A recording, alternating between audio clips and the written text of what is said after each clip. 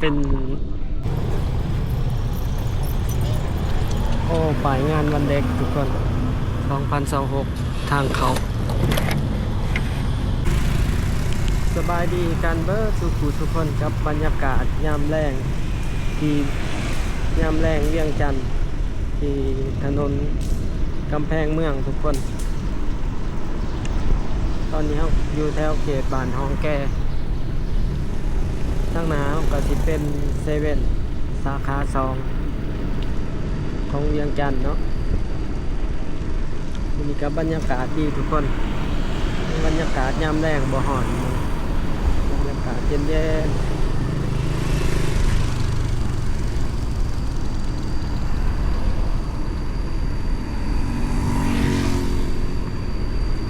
มื้อนี้ออกมาทางนี้ก็เลยสิพาทุกคนเลาะเบิ่งเลาะส้มเขตใกล้ๆนี่แหละทุกคนพาทุกคนเข้าไปเบิ่ง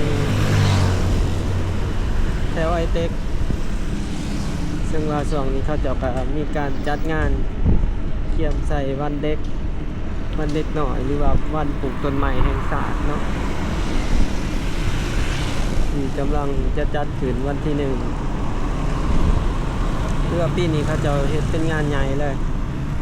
เดี๋ยวพาทุกคนไปเบิ่งก่อนอื่นก็สิพาทุกคนลองเบิ่งเลาะส้มแถวนี้ก่อน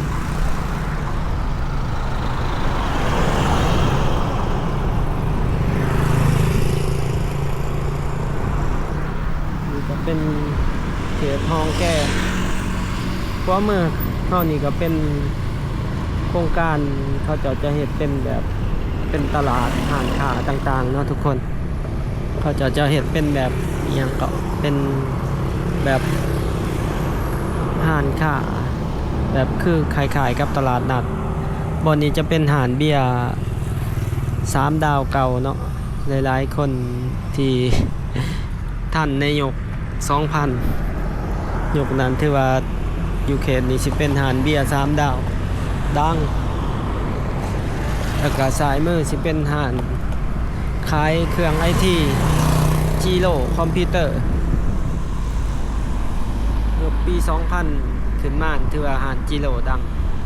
เดี๋ยวสิพาทุกคนเข้าไปที่เนาะเข้าไปทางห้างอาเซียนมอลล์ทุกคน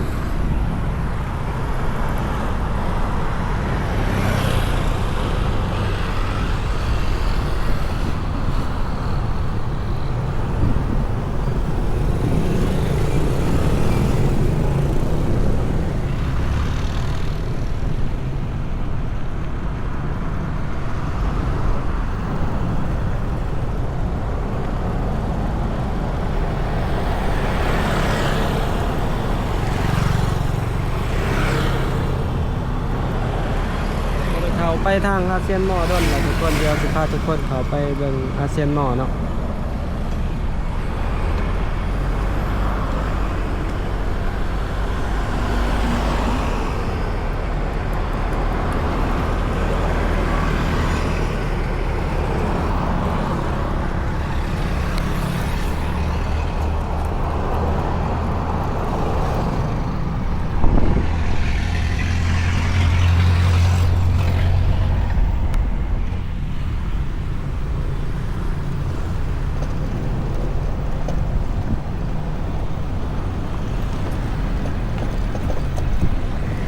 ทางซ้ายมือก็สิเป็นคลองเนาะเดี๋ยวสิพาทุกคนขี่ขึ้นไปทางหลังทุกคนมันจะเป็นมีหางเพราะแม่นมันจะมีภัตตาคารเนาะอาเซียนมอลล์เดี๋ยวไปทางนี้ได้บ่ทางนี้มันจะเป็นตึกเดี๋ยวขี่เข้าไปทาง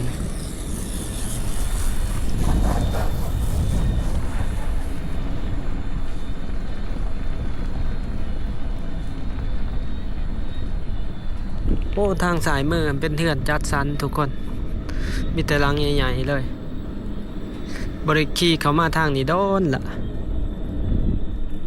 ทางหน้าเฮาก็สิเป็นภัตตาคารอาเซียนพาเลท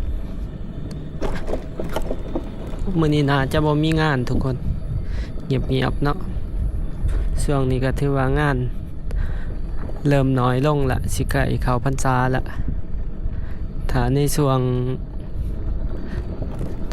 วงงานหลายๆนี่ช่วงเดือน1เดือน2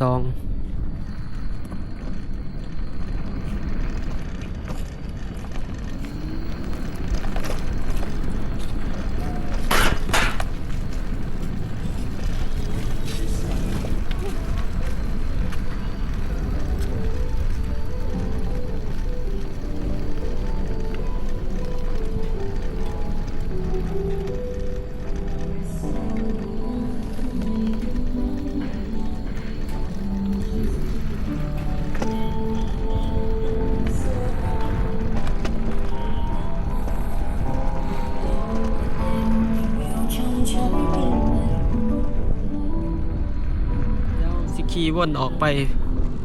ไอเต็กเนาะทุกคนขี่มาทางก็ขี่ออก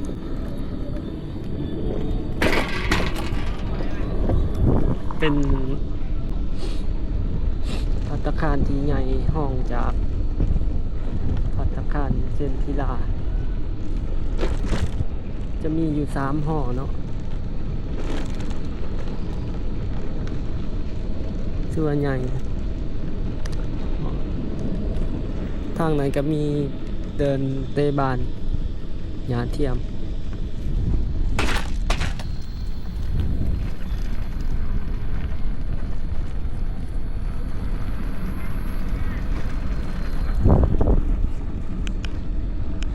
บรรยากาศทุกคนแถวนี้ค่อนข้างว่ามีตึกหลายแถวนี้ก็เพื่อนจัดสรรทางขวามือเฮานี่มีแต่หลังใหญ่ๆเลยอยู่ในศูนย์การค้าอาเซียนมอลนี่ก็มีเนาะห้องที่เขาเจ้ารับจัดงานเลี้ยงบ่ได้เข้ามานี่หลายเดือนนะเป็นปีป้ายเลยที่บอกเขามาครั้งสุดท้ายก็เข้าไปนั่งริมคาเฟ่เนาะ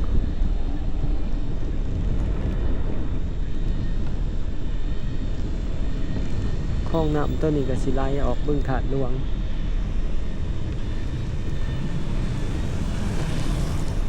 เดี๋ยวขี่ไปวนเบิ่งงานอยู่ไอเต็กทุกคนที่เขาเจ้ากำลังเตรียมงานใช้งานวันเด็กเนาะแล้วเขาก็จัดงานอีเวนต์ก็มีรายงานที่เปิดเนาะแต่ว่าก็ยังบ่ทันเปิดแบบเต็มที่เดี๋ยวไปเบิ่งกันอยู่ไอเต็กนำกันตอนนี้เวลา6:30น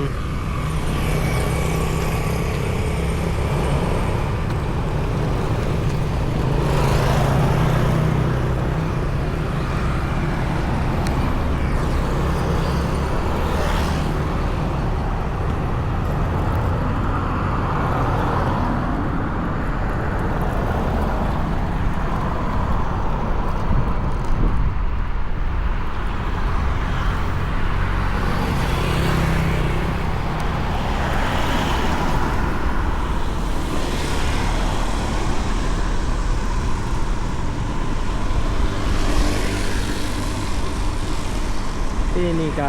2026แล้วเนาะ15 ปีผ่านไปจากที่ต่อเมืองไส้ขึ้นมาเวียงจันทร์ขังทำอิฐ2010มาอยู่เพื่อ15 ปีการเปลี่ยนแปลงเวียงจันทร์ก็บ่หลายปานใดเนาะมันสิเบิ่งตามอันนี้ก็ยังชื่อได้อยู่บ่อนใดเป็นบ่อนใด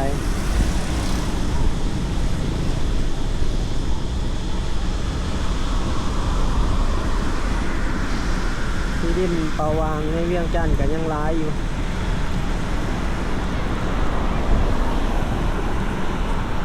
อีก5 ปี 6 ปีพุ่นแหละน่าจะเป็นยกแห่งคอนโดอพาร์ตเมนต์น่าจะเต็มในเวียงจันทร์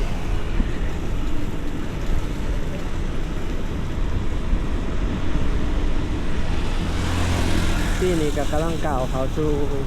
สังคมคอนโดอพาร์ตเมนต์แต่ว่ากำลังก้าวเนาะกำลังก้าวเข้าสู่แต่ว่า4-5 ปีข้างหน้าจะเต็มรูปแบบ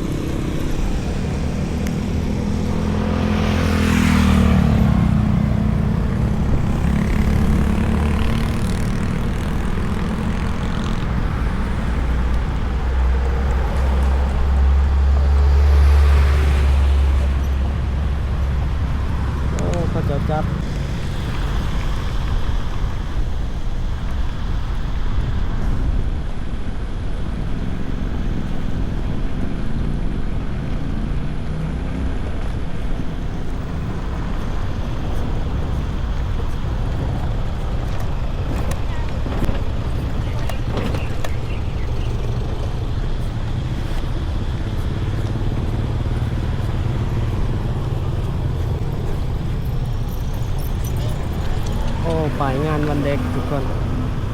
2026ทางเขา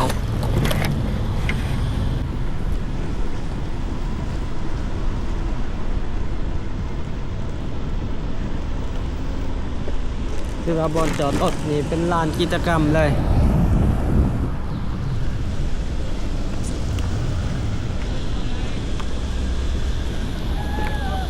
วันที่1 เดือน 6ทุกคนจะเป็นงานเต็มรูปแบบแต่ว่าตอนนี้เขาก็เริ่มเปิดแล้วเนาะแต่มื้อนี้ก็บ่สิบ่ทันเข้าไปเบิ่งงานมื้อหน้าจังสิพาทุกคนเข้าไปเบิ่งแต่ว่ากับสิเป็นแบบงานแบบอาหารเนาะเต็มสำหรับผู้ใดที่อยากมาซื้ออาหารสิมีอาหารขามาจากไทยอาหารดังหลายๆอาหารมาเปิดตอนนี้ก็เริ่มมีคนเข้ามาหลินมาซื้อกินแล้วเนาะ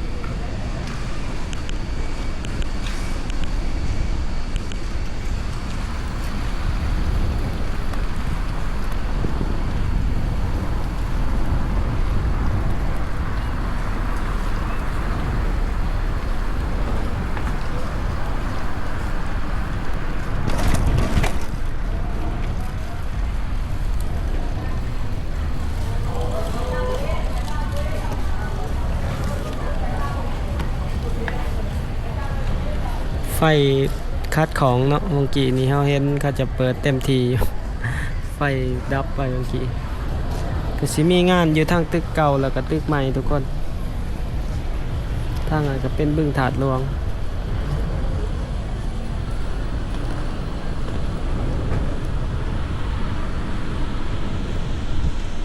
ตึกเก่าก็เต็มทีเนาะเขาจะจัดงาน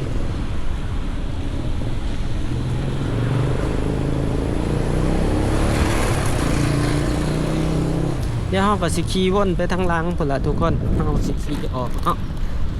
พาทุกคนเลาะส้มวิวเขตไอเต็กเลยหางไอเต็กตึกเก่าเนาะเป็น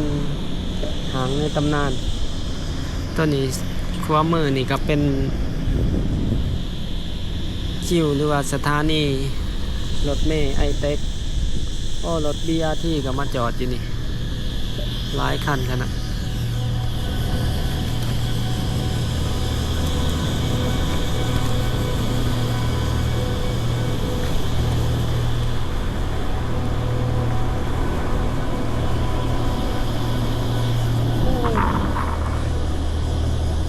ตู้เครื่องไอเต็กคนเป็นด่านหลังเนาะด่านหลังหางในตำนานของลาวไอเต็กโอ้เดินกอล์ฟทางขวามือนี่เขาจะใส่ลักละทุกคนเริ่มใส่ตะนางละเขาไปบ่ได้แล้วเนาะนี่ก็เป็นตลาดนัดวันเสาร์อาทิตย์ตลาดนัดกสิกรรมผักปลอดสารพิษต่างๆวันเสาร์วันอาทิตย์สำหรับผู้ใดที่อยากมาซื้อของกินก็มาดี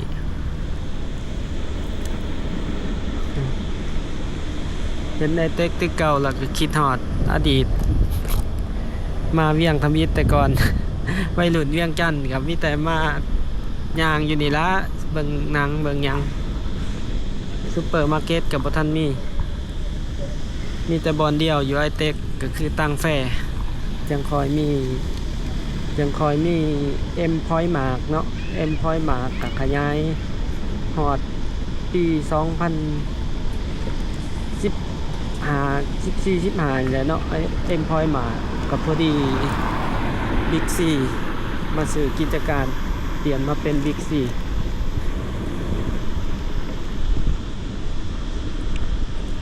นี่ก็ทางหลังของบิ๊กซีซูเปอร์เซ็นเตอร์เวียงจันทน์ก็สิประมาณนี้แล้วทุกคน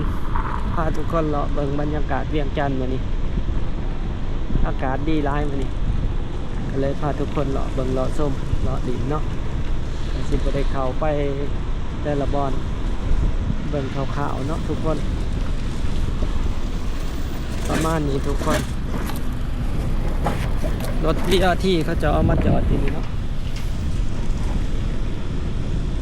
กับประมาณนี้ถ้าผู้ใดมากก็อย่าลืมกดไลค์กดแชร์กด Subscribe เนาะเพื่อเป็นกำลังใจให้กัน